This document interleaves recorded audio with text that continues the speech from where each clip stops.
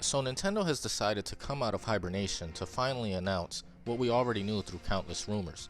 The Nintendo, codename NX, will be called the Nintendo Switch, a less goofy name for a console that may be just as gimmicky as the Wii and Wii U.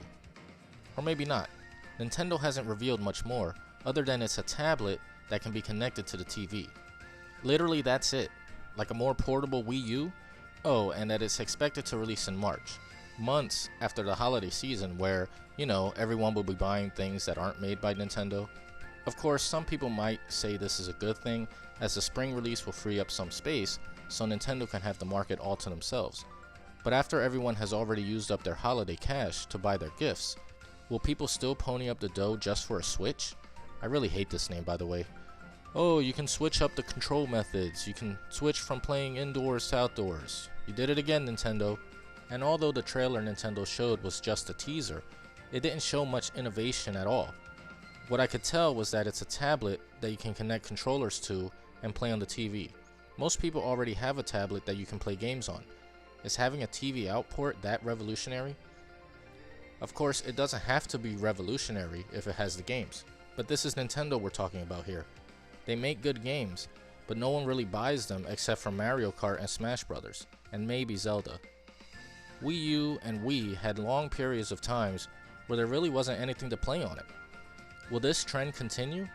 I know what Nintendo says, but what they do is a different story. I was ready for Wii U to finally get back to basics, and for a little while they were, even though the games were far between. Then about 3 years in, the games stopped. At least the ones I was interested in. When Star Fox came around, I was very disappointed with it, so forgive me if I don't have much confidence in Nintendo's offerings.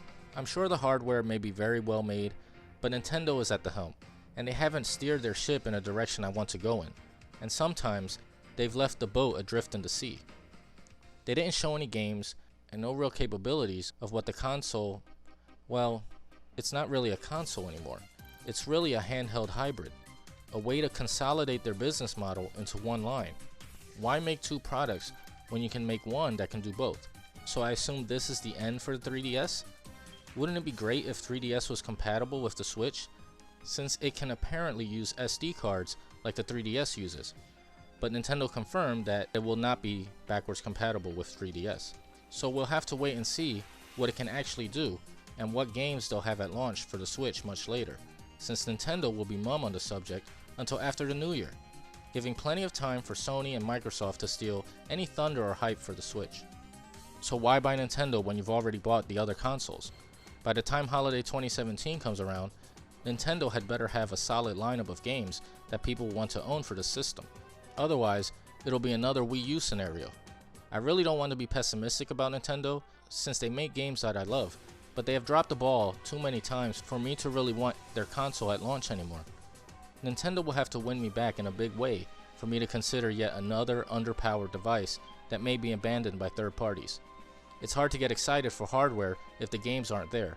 Nintendo better hope customers don't switch to their competitors during this time and abandon any thought of buying this come springtime.